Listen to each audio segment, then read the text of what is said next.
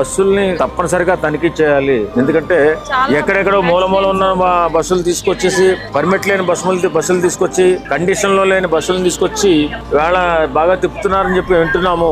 ఏదైనా ఘోరం జరిగితే మధ్యకాలంలో చాలా మంది యాక్సిడెంట్ల వల్ల ఒక్కొక్క యాక్సిడెంట్ లోనే 20 మంది చచ్చిపోయిన దాఖలాలు కనబడుతున్నాయి. కాబట్టి ఖచ్చితంగా ప్రభుత్వ నియంత్రణ, ప్రభుత్వ తనిఖీలు జరగాలి.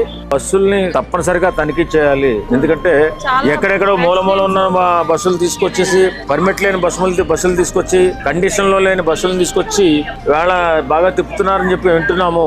ఏదైనా ఘోరం జరిగితే మధ్యకాలంలో చాలా మంది యాక్సిడెంట్ల వల్ల ఒక్కొక్క యాక్సిడెంట్ లోనే 20 మంది చచ్చిపోయిన దాఖలాలు కనబడుతున్నాయి. కాబట్టి ఖచ్చితంగా ప్రభుత్వ నియంత్రణ, ప్రభుత్వ తనిఖీలు జరగాలి.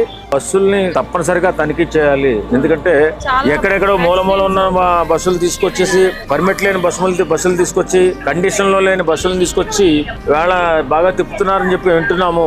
ఏదైనా ఘోరం జరిగితే మధ్యకాలంలో చాలా మంది యాక్సిడెంట్ల వల్ల ఒక్కొక్క యాక్సిడెంట్ లోనే 20 మంది చచ్చిపోయిన దాఖలాలు కనబడుతున్నాయి. కాబట్టి ఖచ్చితంగా ప్రభుత్వ నియంత్రణ, ప్రభుత్వ తనిఖీలు జరగాలి.